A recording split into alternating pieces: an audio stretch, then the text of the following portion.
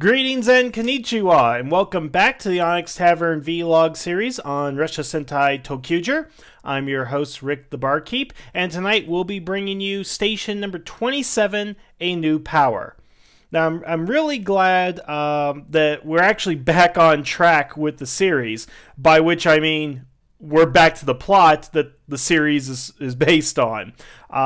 This episode, we go to another Shadow Town, we revive another city, you know, all things are good here. We have a new power-up, a new villain has been introduced, so things are stepping in the right direction, except I was a little underwhelmed with this episode, because I think it could have been a lot more, and it just seemed that they were rather confused on I think what they were trying to do. It seems like there was a good story here, but something made it less than what it should be. Well, for one, we have something going on with Wright in this episode, and I'm not exactly sure what it is. I mean, in the episode, he seems to be very serious, very stern, very set on his goals. You know, he doesn't even eat breakfast, and you know it's interesting when the plot point of he eats too much and, oh, he's not eating at all, something must be wrong, is happening. But, you know, he's stern. We don't really have any justification for why he's all serious and all this kind of stuff, why he doesn't want to eat. And then he rushes into battle without really thinking, which is, you know, a trait that he's shown before, but it's a little out of place for this far into the series. He tries to use the new weapon, doesn't work, and then suddenly he's overcome with a fever of some kind.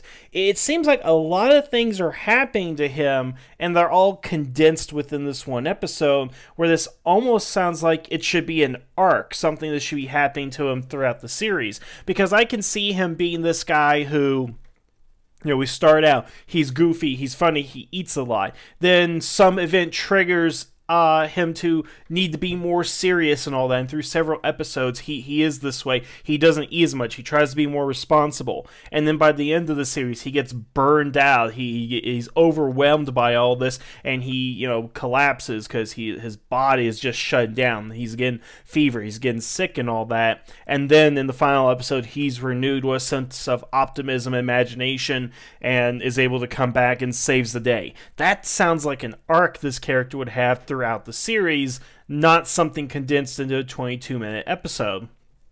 So the motivation for all this, first of all, is lost on me. I rewatched it 3 times to see if I can kind of pick up why he was doing this, but this doesn't offer any reason, and trust me, the previous episode offers nothing in terms of an explanation. So I'm just really confused on why he's acting this way.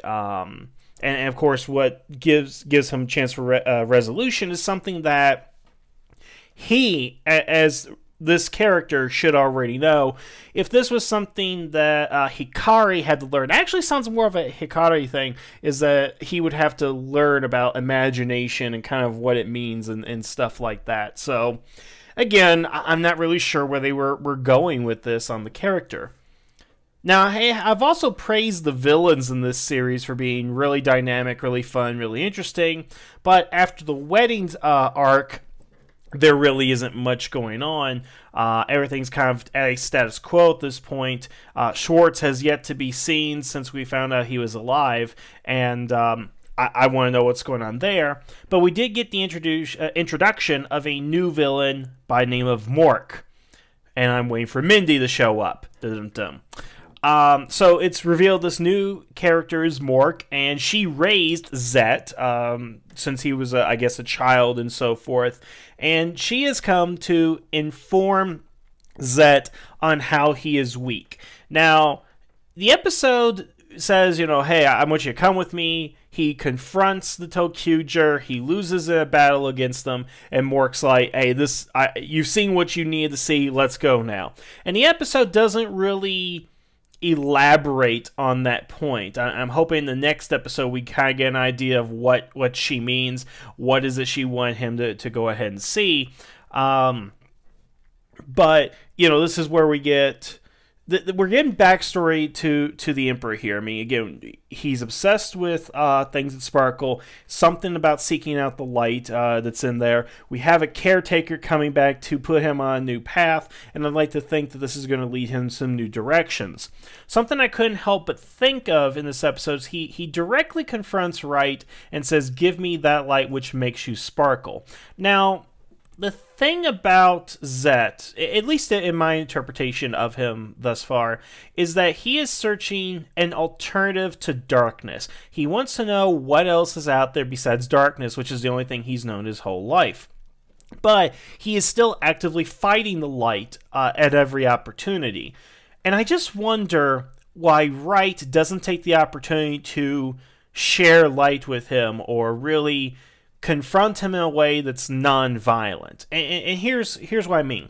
When we first get introduced to Zet and Wright, when they first meet here in episode 12, Wright is trying to help Zet. Zet doesn't know what to do. He's been pampered his whole life, so he's, being reckless and like, I want this, I want that, like a spoiled child. But Wright steps in and helps him and smooths out the situation, makes it easier for him to interact with other people in the world. But ever since then, they've been enemies, and they've had very little contact with each other. And again, Wright knows what Zet's trying to do. He wants to learn more about the light. He needs to understand it. But I don't know why Wright is not trying to help Zet in this endeavor. Instead of trying to fire at him with the new weapon that he got, which frankly, I think the roundhouse gun is a lot better than the weapons they have been using.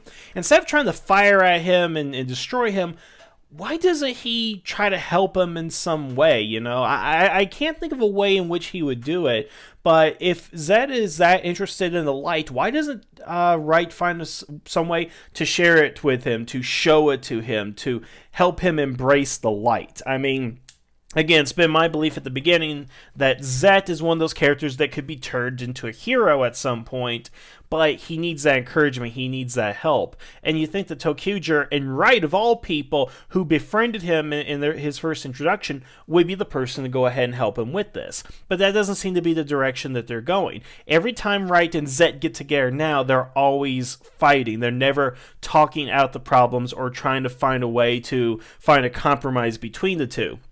Now, granted, you can say that's not the purpose of Super Sentai. It's got to have this action. It's got to have the two people fighting. But still, I think with the way you've introduced Wright in the series, and introduced Zet and Wright in their interaction beginning, we need to have that payoff in some meaningful way. Maybe it'll happen through the end of the series, but I think at this point, when I saw Zet was like, Wright, give me that sparkle in yourself, that would have been a good opportunity to continue on that.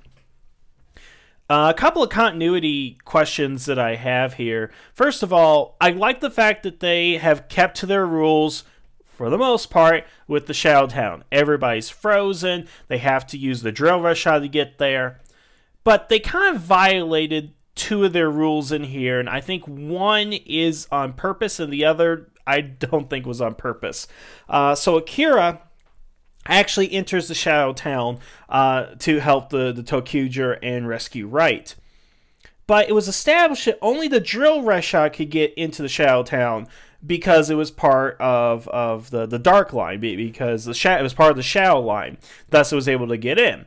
But we see that Akira boards Bill Dio, and then we jump cut, and then he's actually in the town. So how did he get in? Again, I know that he was once a servant of the Shadow Line, but it doesn't make sense to me that he should be able to get in with the Bill Dio, unless you're indicating he got in another way, but that's not shown. So I hate that they've kind of violated that rule blatantly just to get Akira in there. Akira could have been on the drill Resha with them at the beginning, but they chose not to go ahead and do that for some reason. Now, we also get the major thing in this episode is the introduction of the Hyper Resha and the Hyper Resha armor. So no Zord associated with it as of yet, but in this episode, it's used as basically armored power, battle eyes, whatever you want to go ahead and call it. And to be honest, I think it looks pretty cool. It's just simple armor on the chest and shoulders. but I wonder if it could have been better, where they could have had some gauntlets on the legs and the arms, or some other changes like a belt or gold chrome or something. Give it a little bit more of a unique look than just a piece of armor they put on top of him. Because at least even with the original Green Ranger, he had gold on the cuffs and these gold armbands, and it was a little bit different. But for what it is, I think it looks good. It does come with the roundhouse weapon, but I'd like to see more variation from it than just charging at people and it shoots steam out the shoulder pad. But it is established you can only use the ToQger powers for a limited amount of time, but Wright spends pretty much most of the third act in this hyper armor mode, and he doesn't demorph. So I'm assuming that this is their this is the key for them to continue to use their powers while in the Shadow Towns. That, yeah, they can only use their regular powers for about 30 seconds at a time, but with the Hyper Rush Rod, they can stay morphed indefinitely. I hope that's what they're going for. I hope that's established later. No dialogue suggested that in this episode, but that's kind of what I'm thinking.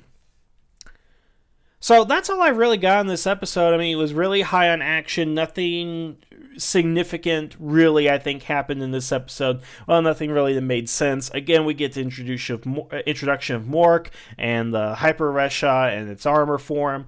So we'll see how those play into later series. I want to kind of see what Mork is up to here. What is she trying to go ahead and tell Zet? Because I want somebody to start getting interesting again. I would like it to be the ToQger, but I get a feeling it's probably going to be the villains who are going to become more interesting from this point forward. Well, again, that's all I got, so I want to thank you guys for listening. Next time we'll be back with Station 28. Until then, have a good evening, and the tavern is now closed.